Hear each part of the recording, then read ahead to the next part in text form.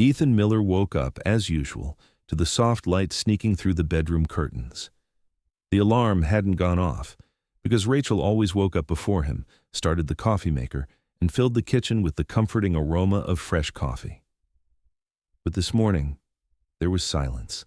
The peaceful, reassuring sounds of the house were replaced by an eerie emptiness. He glanced over to the other side of the bed. Rachel's pillow was flat, the sheets untouched. Maybe she'd fallen asleep on the couch. Sometimes she read late and dozed off there. But when he went down to the living room, the couch was neat, the cushions in place. On the kitchen table sat breakfast for two. Half a toast, 2 cups of coffee, steam long gone, and a wedding ring left quietly on edge of the table. Ethan's heart began to race. Rachel never took off her ring. His eyes immediately shifted to the kitchen counter. Her phone was there, her wallet too. This meant Rachel hadn't intended to leave the house. "Rachel," he called softly, then a bit louder. No answer. He searched the house bathroom, laundry room, backyard. No sign of her. A wave of unease rose inside him. Ethan had noticed Rachel had been distracted lately. She often stared out the window, hushed her voice on phone calls, sometimes whispered to herself late at night in the living room. He'd thought it was just stress or fatigue. He checked his watch. 7:48 a.m. He grabbed his phone and called Rachel. The kitchen phone vibrated silently on the stand. That tightened the knot in his chest even more. For a moment, he thought about calling the police, but what if she'd just gone for a walk, maybe to the nearby market or a neighbor's place? Still, leaving her wallet, phone, and ring at home. Just then, his eyes caught a small wooden box at the edge of the kitchen table. A box Rachel had never shown him before. He lifted the lid and found old yellowed photos and worn envelopes inside. The woman in the photos looked like Rachel, but different. Darker hair, younger smile, and eyes he didn't recognize. The first letter he held was dated 10 years ago, and it began with, "Dear Anna." Ethan slowly set down the letter on the table. Anna, a name he'd never heard before, but the handwriting, the slight slant, the curves, matched Rachel's perfectly. Questions swirled in his mind all at once. Was Rachel's real name Anna, or was it just a nickname? And these letters? Who had sent them? The paper inside the envelope was yellowed, edges frayed. He read quickly, "Anna, every time I think of you, my heart races. One day we'll run away together. Please wait, just a little longer." Ethan's throat tightened. Run away? From whom and where? All these years he realized how little he actually knew about Rachel's past. Just then, he heard the front door open. He quickly closed the box and put it back. He tried to look calm as footsteps approached the kitchen. Rachel entered, carrying nothing. There was a slight tension on her face, her hair messy. "I went for a morning walk," she said, as if expecting Ethan to ask. Ethan looked at her carefully. "You left your phone, wallet, even your ring behind," he said quietly but sharply. Rachel's eyes flicked to the ring on the kitchen table for a moment, then she smiled, but there was an uneasy undercurrent in that smile. "I just needed to feel lighter," she said. "When I take nothing with me, I feel free." Ethan said nothing, but the box and its contents weighed heavily in his mind. Rachel's uneasy eyes told him this was just the beginning. That night before falling asleep, he made one decision. He wouldn't rest until he uncovered Rachel's past. Ethan woke early the next morning. Rachel was still deeply asleep, but Ethan's mind was stuck on one thing, the wooden box in the kitchen. He quietly went to the kitchen and knelt down without turning on the light. He carefully pulled the box out and opened it. Inside were letters, old photos, yellowed newspaper clippings, and a rusty key. In one photo, Rachel looked very young, maybe 17 or 18. A man stood behind her, arms wrapped around her, his face partly in shadow. There was something possessive yet uneasy in his gaze. In other photos, Rachel's hair color was different. Her clothes looked dated. Ethan understood these were from many years ago, but he didn't recognize the places. One showed an abandoned train station, another a rusty old warehouse door. One newspaper clipping's headline read, "Young woman missing police, focus on suspicious boyfriend." The photo in the article was clear. The missing woman was Rachel herself, but the name beneath was different. Anna Whitmore. Ethan's heart pounded. So Anna wasn't just a name from Rachel's past. Rachel really was Anna, and apparently she'd once been at the center of a serious case. The rusty key at the bottom of the box felt heavy in Ethan's hand. A small number was etched on it, 204. It didn't look like an apartment or mailbox number. Maybe this was the only clue to fully uncover Rachel's past. Footsteps came from the bedroom. Ethan hurriedly put everything back and closed the lid. Rachel entered the kitchen with a fake calm on her face, but Ethan knew her lies hid a much bigger story. That day, Ethan decided to secretly follow the key's trail. At breakfast, Ethan tried to stay calm, but his mind kept drifting to the rusty key in his pocket. Rachel sipped her coffee, talking about the day's plans as if nothing had happened, but Ethan heard only a distant hum through the noise. He left the house without going to work. His first stop was an old locksmith shop downtown. He placed the rusty key on the counter. The elderly locksmith frowned at the key. "This is an old model, usually for storage units in the early 90s, he said. "The number's probably the unit number." Ethan knew of a few old storage complexes outside the city. Using the locksmith's info, he searched online and found Harbor Storage. Photos showed rusty doors with numbers, just like the photos in the box. That afternoon, Ethan went there in secret.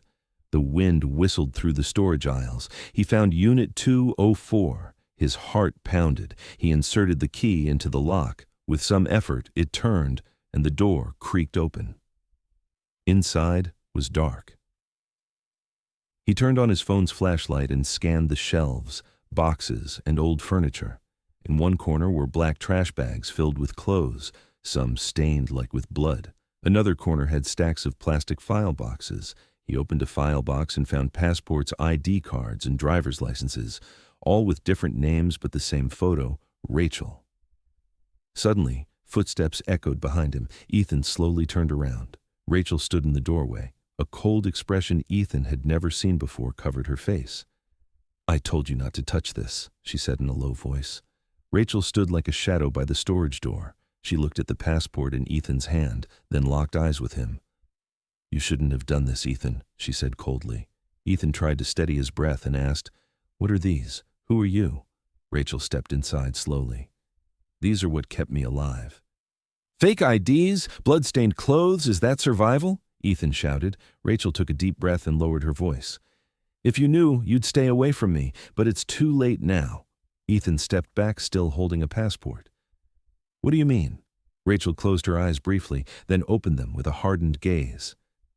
"Before you knew me, I had another life. I worked with bad people, bridging the gap between the government and the criminal world." Ethan's mind raced with questions. "What about the blood on those clothes?" Rachel didn't answer. She stepped forward and took the passport from his hand. "Some things are better left unknown." Just then, a motorcycle engine roared outside. Rachel's face tensed. "They've found me." "Who?" Ethan asked. Rachel looked him in the eye and said firmly, "My past. If we don't leave now, neither of us will get out alive." Ethan felt his heart pounding out of his chest after Rachel's words. The motorcycle grew louder outside, followed by a harsh screech of brakes. Rachel scanned the room quickly, then pulled a metal cabinet aside to reveal a hidden door. "This way," she said without hesitation. Ethan was still in shock. "Rachel, what's going on? No time, move!" They slipped through a narrow, dusty corridor and reached a back exit. The door opened onto rusty fire escape stairs. Just then, the storage door crashed open. Heavy footsteps echoed inside. "Run!" Rachel yelled. They hurried down the fire escape.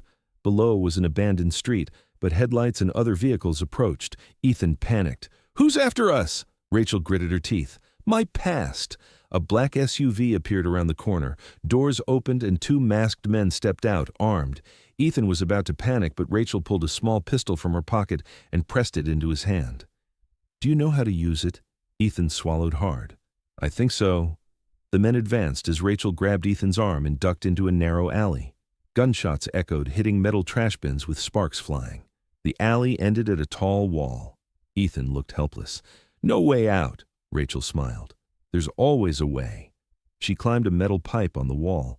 Ethan followed. Just as they jumped over to the other side, an old motorcycle waited for them. Rachel started the engine. "Hold on tight," she said. Racing through back streets, Ethan felt his life speeding into unknown territory. Behind them, the men's voices faded, but Ethan knew this was only the beginning. The motorcycle roared onto a deserted road outside the city. The wind cut sharply across Ethan's face. Rachel rode silently, eyes fixed on the dark road ahead. About 20 minutes later, they stopped behind an abandoned gas station. Rachel cut the engine. Ethan's heart still raced as he scanned the area. "You owe me the truth now," Ethan said, voice shaky but determined. Rachel took a deep breath. "Those men aren't just after me, they're after my old life." Ethan looked confused. "What do you mean, old life?" "I used to be part of a special team, doing dirty work, connecting the government and the underworld." Her voice lowered, as if ashamed. "One day I realized what we were doing was wrong. I decided to run, but while escaping, I took something very valuable from them." Ethan frowned. "What did you take?" Rachel avoided his gaze. "If I told you now, it would put you in danger."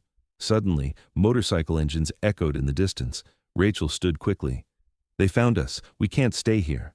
Ethan was still in shock, but got back on the bike. Rachel started riding again, saying only one sentence. "Ethan, if you want to survive, you have to trust me completely." The motorcycle sped through winding mountain roads.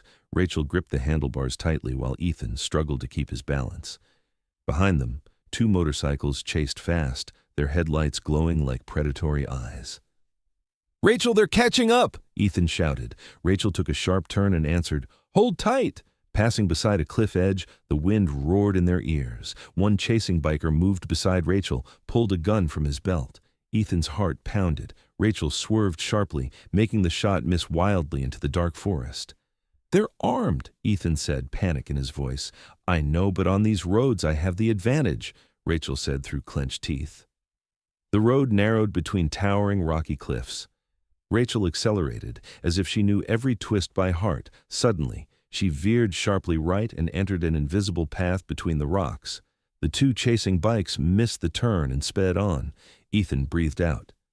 "Did we lose them?" Rachel shook her head. "Just bought some time." A silence fell. Finally, Ethan couldn't hold it any longer. "Rachel, that thing you stole, what is it?" Rachel stopped the bike, removed her helmet, and looked him in the eyes. "A data chip.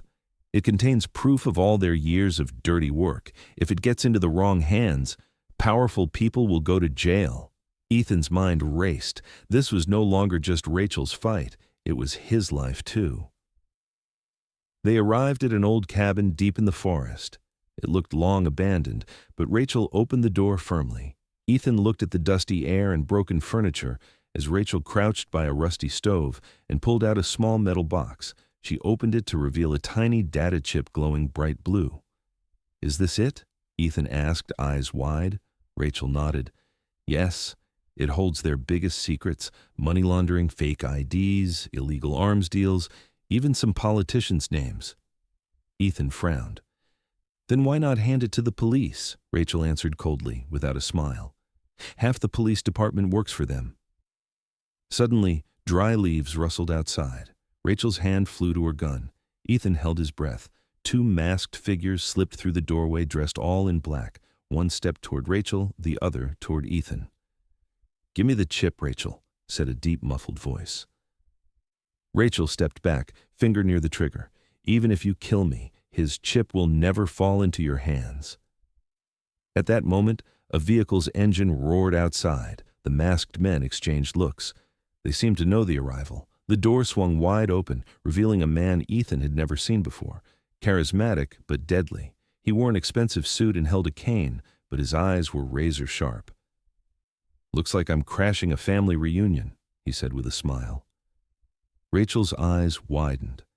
Victor Kane. Ethan had never heard the name, but he sensed this man was about to change everyone's fate in that room. Victor Kane's name hung heavy in the air as Rachel uttered it with a mix of fear and hatred. He strode inside, the tapping of his cane echoing on the wooden floor. "Ah, Rachel. Or should I say Anna," he said mockingly. Rachel's grip tightened on her gun. "What are you doing here, Victor?" "Same reason you're here." The little blue chip. The masked men stepped back, clearly acknowledging Victor's authority. Ethan's eyes darted between Rachel and Victor. He could tell their past was far more complicated than he'd imagined. "What will that chip do for you?" Ethan blurted. Victor smiled, flashing white teeth. "Let me explain. Friend, with that chip I decide which minister falls, which businessman collapses, who rises. I become your new god." Rachel stepped forward sharply. "If that chip gets into your hands, hundreds will die, wars will start." Victor shrugged. "Progress has its price." Suddenly, more motorcycles roared outside. Victor's eyes gleamed. "Looks like our guests have multiplied," Rachel whispered to Ethan. "Get out the back window, take the chip and run. Trust no one, not even me." Ethan gripped the metal box tight, ready to jump out the window, but Victor's voice froze the room. "One step and I'll blow this kid's brains out." Ethan froze. Victor's gun was aimed straight at him. Rachel's eyes were deadly cold. At that moment, the front door burst open. A group in black tactical gear and helmets stormed in, guns raised. The lead woman shouted sharply, "Everyone drop your weapons! FBI!" Ethan's mind screamed one question: was Rachel working for these people or running from them? The door's sudden crash sent the room into chaos. FBI agents quickly took positions. Victor Kane looked shocked and angry as he was handcuffed. Rachel kept her cool, casting one last glance at Ethan. "You had to trust me, Ethan. This is my fight." Her voice was low but firm. Ethan clutched the data chip tightly. The lead FBI agent announced, "Victor Kane, you're under arrest for organized crime, corruption, and international espionage." Rachel faced the agents. "This chip contains proof that will save countless lives. But I came too late to make it public." Ethan stepped forward to Rachel. "Why hide this from me? Why not tell me the truth?" Rachel avoided his eyes. "To protect you, because standing by me in this fight comes at a heavy."